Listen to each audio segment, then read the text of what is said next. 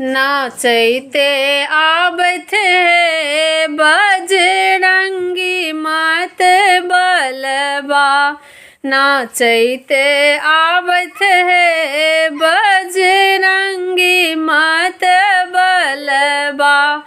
किनकर पुत्र छथि किनकर सेवक बा। किनकर छथि है दोनों आँख के पुतलिया से। किनकर छथि है दोनों आँख के पुतलिया। झूमैते आबै है बजरंगी मत बलबा।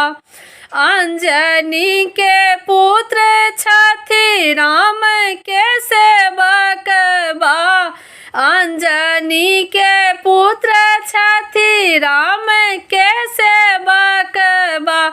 सीता मैया के है दोनों आँख के पुतलिया।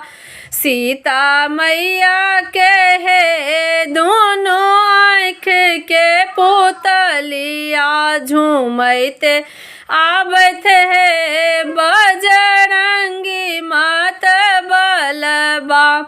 कौने हाथ गदा बिराजे कौने पर्वतवा। कौने हाथ गदा बिराजे कौने पर्वतवा से। कहाँ शोभै है राम लखन दोनों भैया। कहाँ शोभै है राम लखन दोनों भैया से।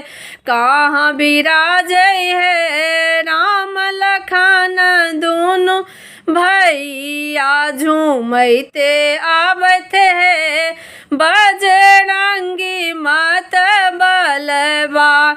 झूमैते आबत है बजरंगी मत